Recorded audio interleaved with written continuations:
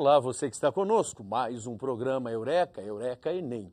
Uma satisfação imensa estar em sua companhia, a cada novo momento trazendo as disciplinas que compõem o Exame Nacional do Ensino Médio, ou seja, a boa prova do Enem.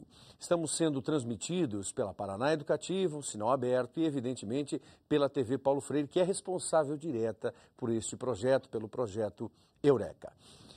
Um detalhe bastante importante para nós merece a sua atenção, que é a questão ProUni.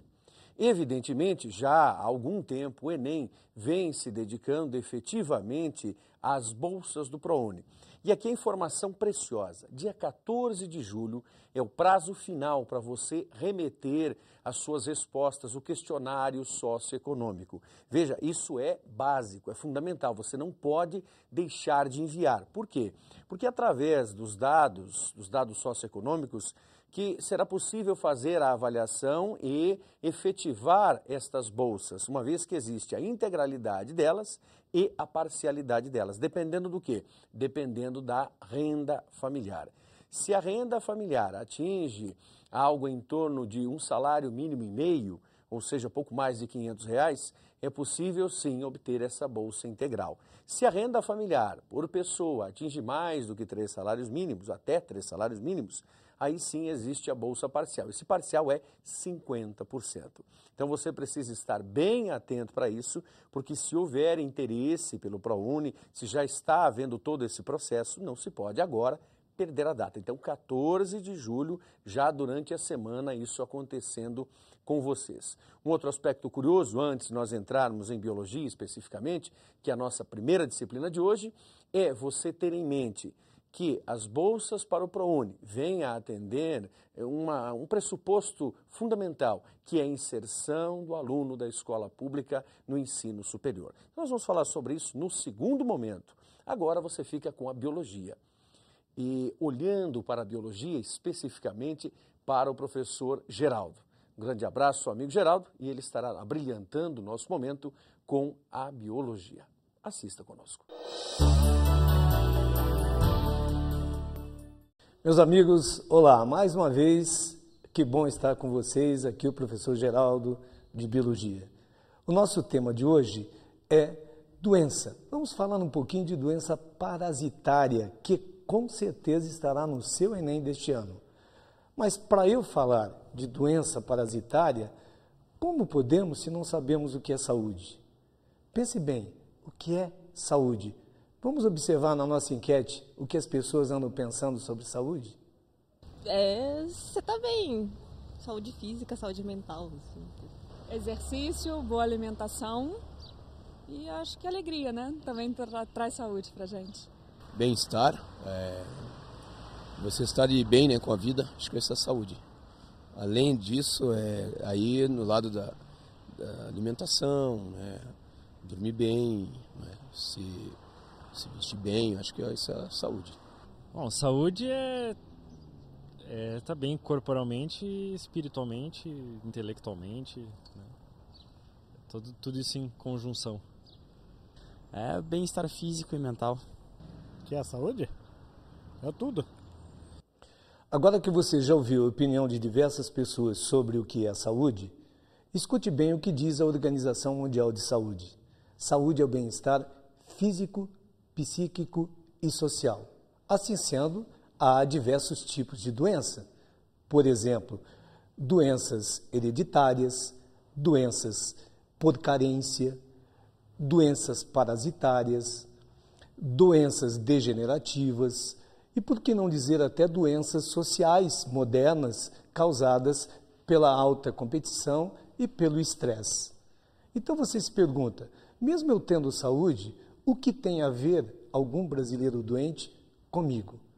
Pois, meu amigo, pense bem, toda doença é um evento social. E por que a doença é um evento social?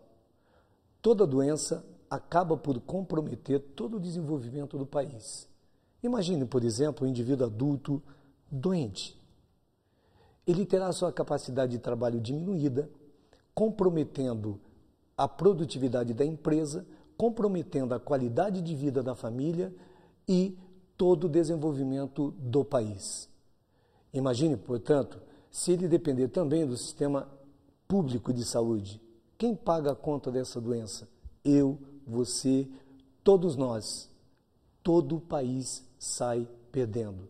É por isso que devemos combater a doença, além de corromper o salário da família e a qualidade de vida de toda a família, porque há quem tenha que cuidar desse indivíduo e há quem tenha que continuar trabalhando para manter esse indivíduo em tratamento. Dentre as doenças que o Enem tem cobrado, ele promove fundamentalmente as parasitárias. Elas são fundamentais e afetam todos nós. Imagine, por exemplo, uma criança com verminose. A verminose compromete o desenvolvimento do sistema nervoso da criança e, consequentemente, todo o seu aprendizado. Isso significa o quê? Significa que o futuro deste adulto estará comprometido. A qualidade da família que ele ainda irá constituir estará comprometida. E essa doença terá um reflexo durante muitas gerações. Agora, qual a causa principal das doenças parasitárias? Pobreza, ignorância e falta de saneamento básico, ou seja, água e esgoto.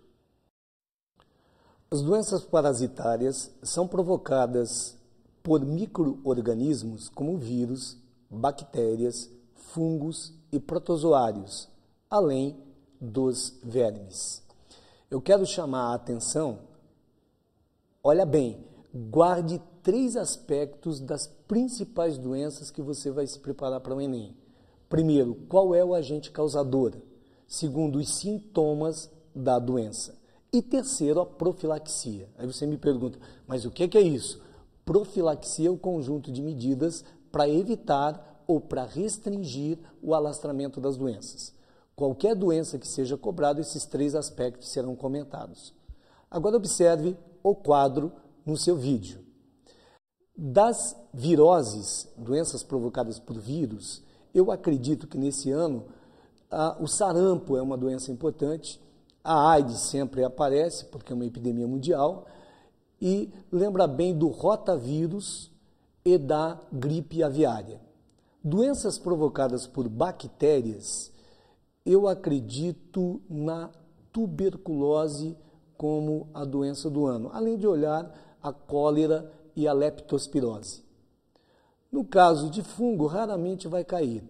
Agora, em protozoários, ultimamente o Enem contemplou a doença de Chagas, eu acredito que possa vir malária. Então, meu amigo, preste bem atenção naquelas características que eu chamei da malária e do ciclo evolutivo do agente causador da malária. No caso das verminoses, plateumintos e nematelmintos, em plateumintos, sempre o caso da teníase. E, por falar em teníase, é claro, guarde a questão da cisticercose humana, que é provocada pela ingestão de ovos de Taenia solium, não da carne de suíno, dos ovos da Taenia solium com água e alimentos contaminados. E lá, nos nematelmintos, sempre o caso das caridias é importante. Aproveitando o próximo tópico, observe o outro quadro esquemático da gripe aviária. Vírus H5N1, a contaminação via aérea, principalmente. Sintomas, você vai atacar pulmão e depois vai ter reflexos em outros órgãos, por exemplo, causando a falência de rins. E o grande perigo, qual é o grande risco que nós estamos a correr? Que esse vírus possa vir a ser transmitido de pessoa para pessoa. De que forma? Porventura você está gripado e adquire o vírus da gripe aviária. Pode ocorrer uma mutação, uma mistura de características genéticas dos 2 vírus, passando a ser transmissível de pessoa para pessoa. Ou em casos de suínos que podem ser afetados tanto por um quanto por outro vírus, onde vai acontecer a mesma situação e a partir daí transmitindo para humanos. Observe o texto Lagoa Azul está doente. Os vereadores da pequena cidade de Lagoa Azul estavam discutindo a situação da saúde no município. A situação era mais grave com relação a 3 doenças de Chagas, esquistossomose e ascaridíase. Na tentativa de prevenir novos casos, foram apresentadas várias propostas. Proposta 1.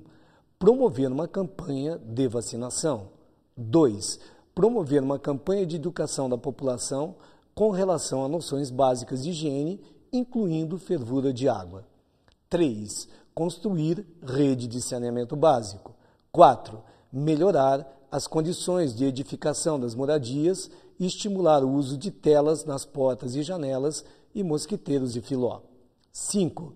Realizar campanha de esclarecimento sobre os perigos de banhos nas lagoas.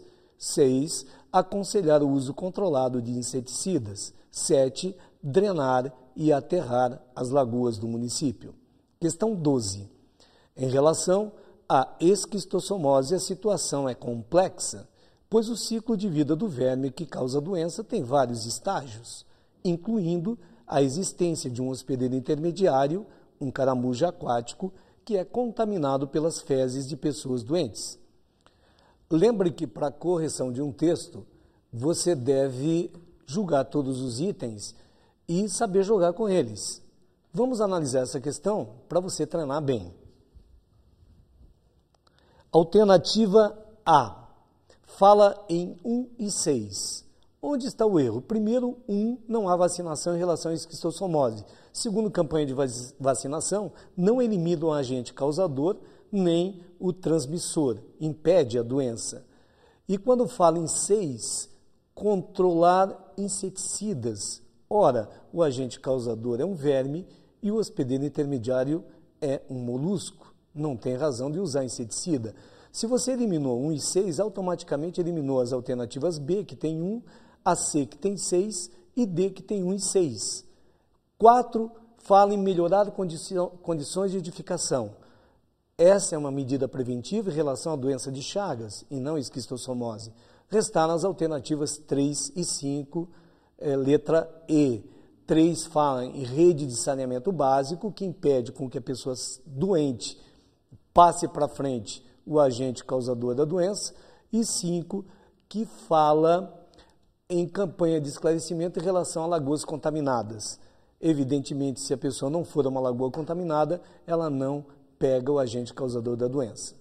A questão 13 fala em combate às caridíase. As caridíase, lembra, um verme e a transmissão do ovo embrionado se dá por água e alimentos contaminados. Assim, não há a campanha de vacinação. 3, saneamento básico é o mais eficaz contra a ascaridíase. 4, fala em condição de edificação, já falei que é para a doença de Chagas.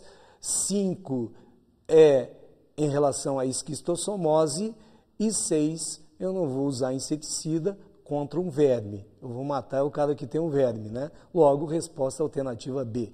Meu amigo, lembre do seguinte, olha bem a questão da gripe aviária. Causador, como ocorre a contaminação, sintomas e como você vai prevenir. E por último, quem fizer mais exercício está dentro. Faça exercício.